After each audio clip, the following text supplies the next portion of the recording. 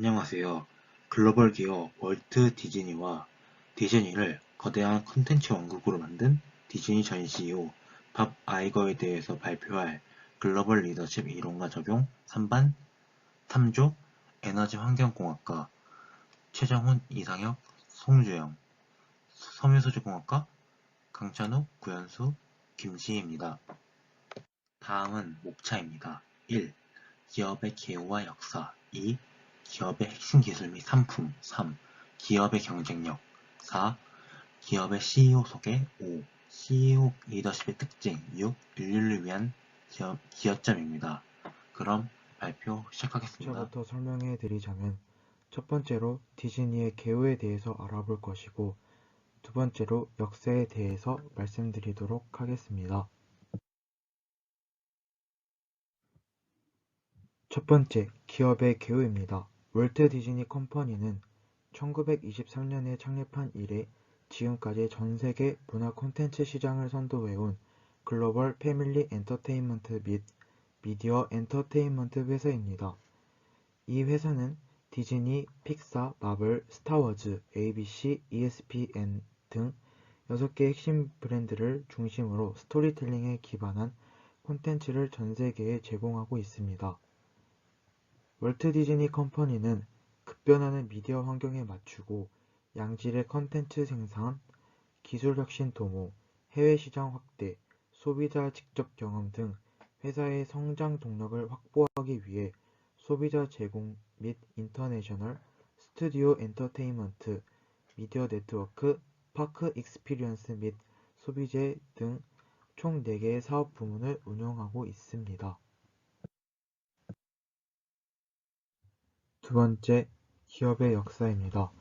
디즈니 역사를 두 시기로 나누어 설명드리자면 창립 이후부터 월트 디즈니의 사망 전까지와 사망 후 인수합병 시기부터 현재까지 이렇게 두 시기로 나누어서 설명드리도록 하겠습니다. 먼저 창립 이후부터 월트 디즈니의 사망까지 있었던 일들에 대해서 설명드리자면 1923년부터 1928년까지는 월트 디즈니가 탄생이 되었고 1928년부터 1934년에는 미키 마우스와 실리 심포니스가 제작되었습니다. 1934년부터 1945년은 백설공주와 일곱 난쟁이가 제작이 되었고 2차 세계대전이 일어났습니다. 1946년부터 1955년 사이에는 세계대전이 종료되었고 텔레비전 시대가 개막이 되었습니다. 1955년부터 1965년은 디즈니랜드가 탄생이 되었고 1966년부터 1971년은 창립자 월트 디즈니, 로이 디즈니가 사망하고 디즈니 제국의 세계 시장이 개척되었습니다.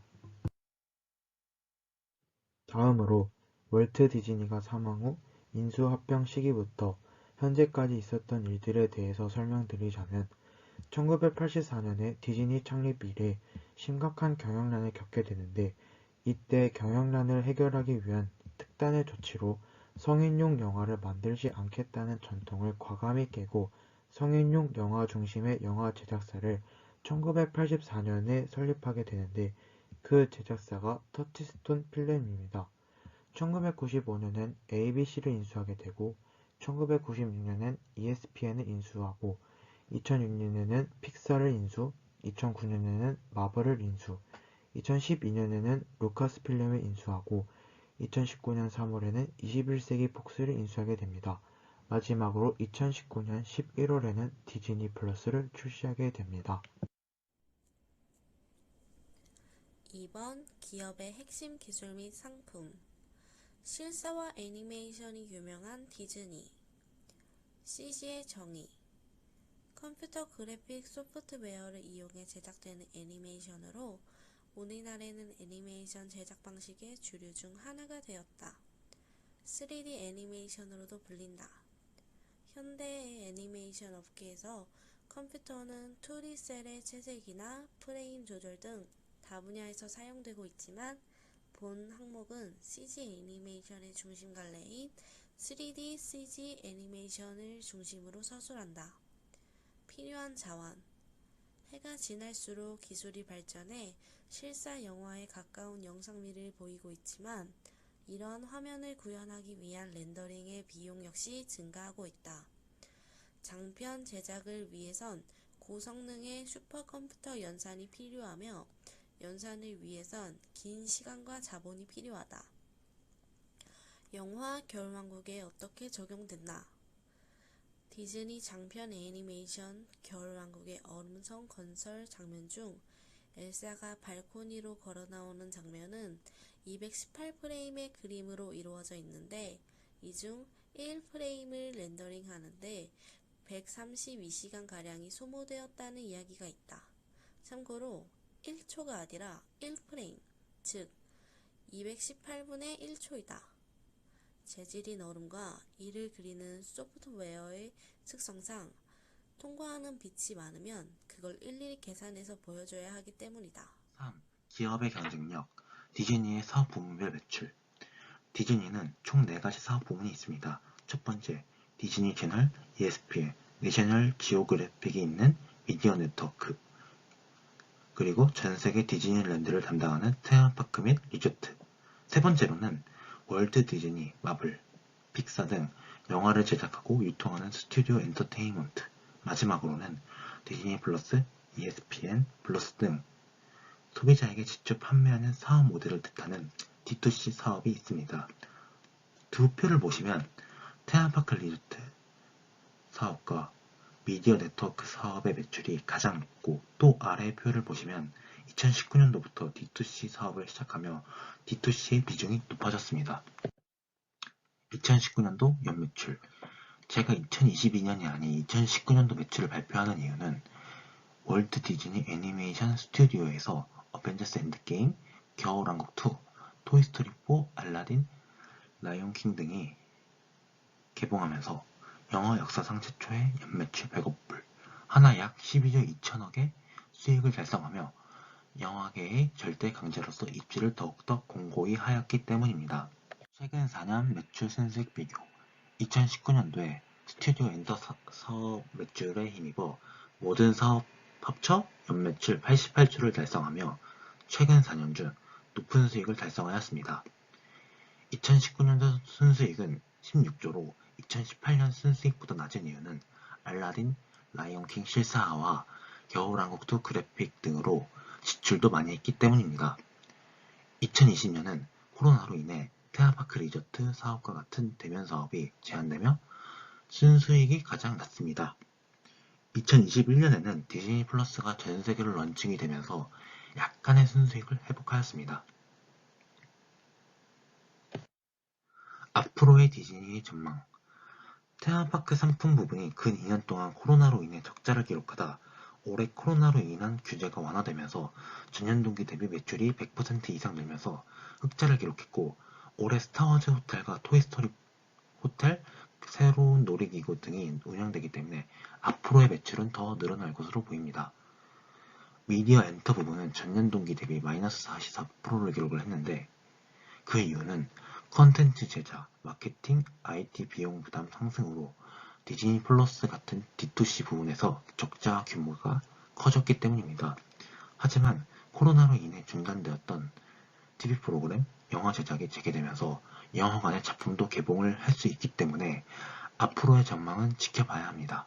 최근 디즈니 플러스의 구독자 수는 1억 2,980만으로 전분기 대비 1,180만 명 증가하였습니다. 엔칸토 등 작품 흥행과 서비스 국가 증가로 구독자를 모을 수 있었고, 현 디즈니 CEO 밥 체이백은 2024년까지 2억 6천만 명의 구독자를 확보하겠다는 목표를 기업의 CEO 소개입니다. 로버트 앨런 아이거, 줄여서 밥 아이거는 1951년 2월 10일 뉴욕에서 출생했고 1972년 이타카 대학 TV쇼 일기예보관으로 5개월간 근무했습니다. 그리고 1974년에 ABC에 입사해서 1989년 ABC 엔터테인먼트 대표로 승진했습니다. 1996년에 디즈니가 ABC를 인수하자 ABC의 회장으로 승진되었으며 1999년 디즈니 인터내셔널 회장직으로 발탁되기에 이릅니다. 2000년 1월 24일에는 사장으로 취임했고 2005년 CEO 자리에 오르게 됐습니다. 2011년에는 추가로 애플 이사진으로 합류하기도 했고요. CEO 계약을 계속해서 갱신하면서 은퇴를 점점 연기하다가 2020년 2월 25일에 드디어 CEO의 은퇴 선언을 했지만 그 이후에도 회장직을 유지하면서 코로나19 바이러스로 인한 디즈니 경련난을 해결하기 위해서 CEO 업무를 맡아서 진행하다가 2021년 12월 31일부로 완전 퇴임하게 됐습니다. 다음은 CEO로 향하기까지 어떤 일이 있었는지입니다. 아까 말씀드렸듯 1974년에 ABC에 입사한 이후 대표직까지 오른 그는 디즈니의 ABC 인수 이후 1996년에 ABC 회장으로 승진하게 됩니다. 그리고 2000년 초에 마이클 아이스너가 디즈니 회장에 오르게 되면서 사장으로 취임했지만 새 회장인 마이클 아이스너는 이사회들과 사이가 그렇게 좋지는 않았습니다.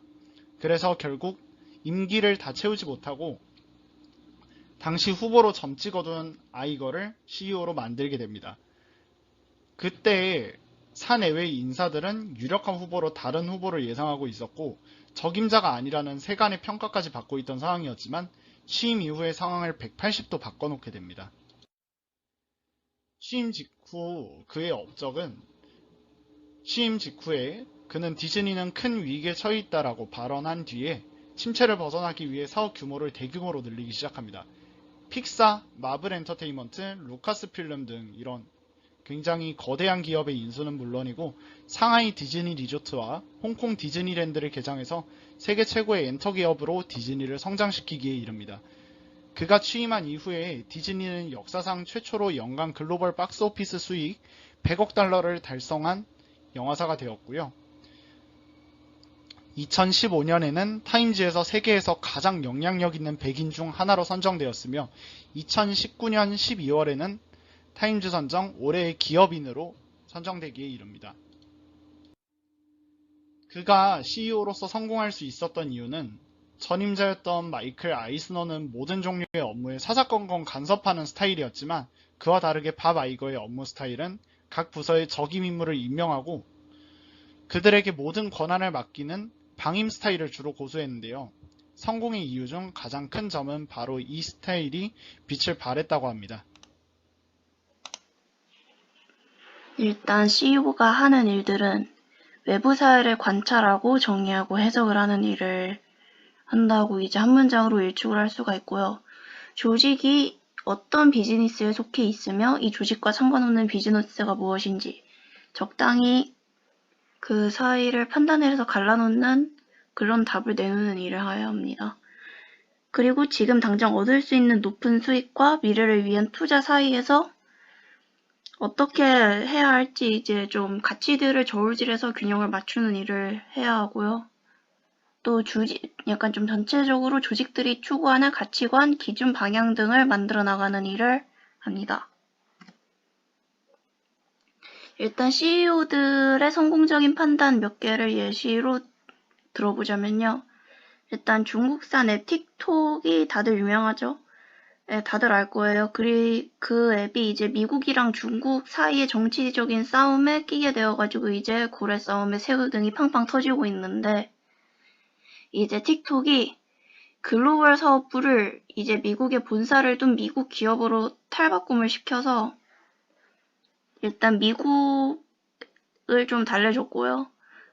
본사는 중화권에 그대로 두고 핵심 기술을 유지를 시켜서 적당한 중립적인 위치와 대처로 모두에게 호감을 사는 데 성공을 했습니다.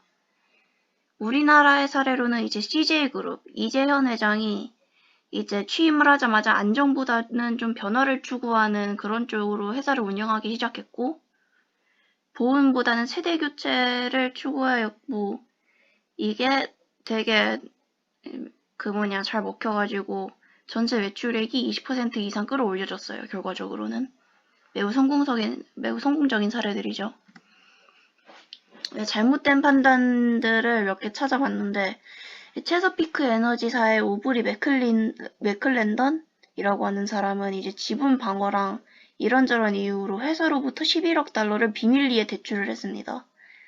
그리고 회사의 공용 제트기를 개인 용도로 계속 사용을 했었고 자신이 좋아하는 농구팀의 부적절한 스폰서십으로 계속 신뢰를 잃어가지고 회장과 CEO직에서 퇴출이 됐어요.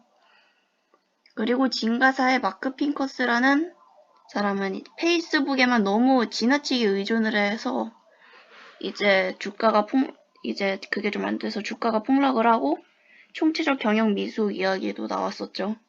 그리고 A본사의 안드레아 정, 후계자 양성도 실패하고 코티 인수도 실패했어요. 뇌물까지 어디에다 제공을 해가지고 해외 부정부패 방지법 위반돼서 이후로 퇴출이 되었다고 합니다. 그리고 이제 디즈니의 밥 아이거가 했던 것들. 스트리밍 시장의 트렌드를 빠르게 읽었어요. 빠르게 읽고 넷플릭스 인수를 바로 시도를 했었다고 합니다. 근데 그게 이제 인수를 실패해가지고 21세기 폭스를 바로 인수를 결정해가지고 바로 빠르게 해서 스트리밍 시장을 초기부터 뛰어들었어요. 그리고 그 이후로 픽사, 마블 엔터테인먼트, 루카스 필름 등을 인수해 회사를 엄청나게 크게 불리는 데 성공을 했죠. 협상 능력도 괜찮은 게 스티브 잡스, 아이작 펄머터, 조지 루카스, 루퍼트 머도 이 사람들을 상대로 거래를 잘 성사를 시켜서 협상 부문에서도 큰 인정을 받았다고 합니다. 사실 디즈니가 전임자가 실책이 좀 컸대요. 그래서 한때 디즈니가 이제 수렁에 빠졌었는데 밥 아이거가 이제 수렁에서 잘 끌고 나왔고 이제 할리우드의 월마트라는 이야기도 나오고 그렇다고 하더라고요. 자, 마무리해서 CEO의 리더십은 한 조직에 있어서 최고 자리에 있는 사람의 능력과 리더십은 필수적인 요소이며 능력이 없으면 사람들이 가자는 대로 믿고 따라와 주지도 않고 그렇다고 리더십이 없으면은 이제 사공이 너무 많아서 배가 산으로 가게 되죠. 적당한 밸런스가 중요하다고 생각합니다. 조직 내부에서도 중요하지만 CEO는 조직 내부와 외부를 연결해주는 조직 내 사회와 외부 사회를 연결해주는 그런 인물이기 때문에 판단이 언제나 중요합니다. 세상의 흐름을 읽는 것도 중요하고요. 결과적으로는 자기 자신을 믿되 다른 사람들의 의견을 무시하지 않고 나아가는 것이 CEO의 리더십의 본질이라고 저는 생각을 합니다. 디즈니의 긍정적 요소들입니다. 전체적으로 디즈니의 작품 스타일은 창업주 월트 디즈니의 어린이를 배려한 철학이 들어가 있는데요. 모든 작품 내용은 삶의 어두운 면을 투영시키지 않고 죽음을 적나라하게 다루지 않는 원칙을 세워 어린이들에게 맑고 고운 심성을 심어서 건강한 도덕과 윤리강을 함양시켜 전 연령이 맘 놓고 볼 수 있게 하는 것입니다. 월트 디즈니 시절에 디즈니 애니메이션으로부터 비롯된 예쁘고 수동적인 공주가 우연히 멋진 왕자를 만나서 구원받아 결혼한다 라는 스토리 구조는 페미니스트들에게 줄곧 큰 비판거리가 되어 왔습니다. 하지만 2010년대부터 디즈니는 페미니즘으로 대표되는 정치적 올바름을 적극적으로 지향하면서 산하 스튜디오의 영화들에 이러한 움직임을 수용하였습니다.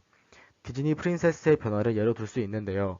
초창기 공주들은 얌전하고 가정적인 성격으로 가만히 잠만 자고 있거나 죽어 있으면 왕자가 알아서 고난을 극복하고 공주를 구해줬습니다. 그러나 최근의 공주들은 활발하고 적극적이며 외모가 부각되지도 않고 고난을 극복하기 위해 능동적으로 움직입니다. 예를 들어 라푼젤은 활발한 성격으로 빛을 보기 위하여 풀린 라이도에게 자신을 밖으로 데려가 달라고 요구하며 위기와 맞닥뜨려도 포기하지 않고 스스로 친화력과 능력을 발휘하여 위기에서 벗어납니다.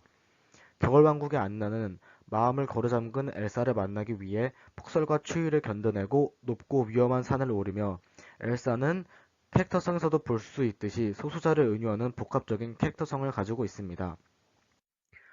캐릭터뿐만 아니라 작품 주제에도 이러한 성향이 드러나게 되는데요. 언제나 왕자와 공주의 결혼으로 끝났던 엔딩은 보다 가족적인 분위기로 돌아가 가족의 사랑을 강조하며 사회의 갈등을 우회적으로 표현하기도 합니다. 이러한 요소를 잘 녹인 명작으로 평가받는 예 중 하나가 바로 주토피아인데요. 해당 영화는 역차별 문제까지 다뤘다고 합니다. 계열사에서 제작한 영화에서도 이러한 경향이 종종 보이는데요. 마블 시네마틱 유니버스에서는 성소수자 캐릭터와 유생인종이 심심치 않게 등장합니다. 비록 이러한 성소수자 요소가 중요한 줄거리가 되는 경우는 흔치 않지만 화이트워싱으로 대표되는 백인 남성 위주의 영화관 등에서 벗어나고자 하는 진보적인 움직임은 다른 영화사와 비교해도 특히 두드러집니다. 다음은 디즈니와 다른 기업들의 긍정적 요소입니다. 먼저 구글인데요. 구글은 자신들이 확보한 방대한 양의 데이터베이스에 누구나 쉽게 접근하여 이용할 수 있도록 하였고, 이를 바탕으로 새로운 데이터를 수집, 체계화하는 것이 구글의 경영 방침입니다. 이런 경영 방침이 그대로 반영된 구글의 검색 엔진은 검색력이 좋아서 검색 엔진 시장에서는 독보적입니다. 구글은 2014년 9월에 전 세계 검색 엔진 시장 점유율의 85%를 차지했으며 점유율은 계속 늘어나는 추세입니다. 다음은 테슬라인데요. 테슬라는 일찍이 자율주행 개발을 위해 소프트웨어 개발에도 많은 투자를 했고, 그 결과 현재 자율주행 기술에서 압도적인 우위를 점하고 있습니다. 또한 소프트웨어뿐만 아니라 AI 개발도 마찬가지로 하고 있으며, 테슬라 봇을 발표하여 휴머노이드 개발도 시작하는 등 사실상 자동차 제조업체로 볼 수 없고 IT 기업으로 보는 시각이 많습니다. 주력인 자동차 산업 외에도 에너지 저장 장치로 가정용인 파워월, 사업용인 파워팩, 가정의 지붕을 태양광 발전 시설로 전환해주는 솔라루프와 미국 캘리포니아 지역에서 테슬라 자동차 보험 제품을 선보인 적이 있습니다. 이런 기업들과 다르게 월트 디즈니 컴퍼니는 애니메이션 제작으로 유명한 종합 엔터테인먼트 회사입니다. 물론 기술적으로도 인류에게 기여한 점이 많지만 월트 디즈니 컴퍼니는 자신들의 장점을 살려 보다 많은 사람들이 쉽고 간편하게 접근할 수 있는 애니메이션을 통해 윤리적 문제나 사회적 문제, 갈등 등을 다룸으로써 인류에게 기여하고 소감 및 있습니다. 배운 점. 제일 먼저 목차 A를 맡으신 상영님은 대학에 들어와서 처음으로 팀플을 해보아서 신기하기도 하고 많이 낯설기도 했지만 새로운 경험을 해서 좋았고, 내가 맡은 부분에 대해서 과제를 진행할 때 정보 수집이나 PPT 활용 능력 등 컴퓨터 활용 능력이 많이 부족한 것이 내가 봐도 느껴졌기 때문에 앞으로 발전해 나가도록 노력하겠다고 생각이 들었다고 말씀하셨고, 목차 2를 맡으신 지희님은 사람들과 즐거운 조별 과제를 한 것 같아 뿌듯합니다. 덕분에 4차 산업기술까지 알게 되어서 의미 있었다고 생각합니다. 라고 말씀해 주셨고, 그리고 목차 3과 조장을 맡은 저는 평소에 디즈니를 굉장히 좋아해서 디즈니의 역사, 상품, 기업점, CEO에 대해서는 어느 정도 알고 있었는데 기업의 경쟁력에 대해서는 아예 몰랐었고, 그 부분을 발표하면서 디즈니에 대해 더 잘 알게 되었습니다.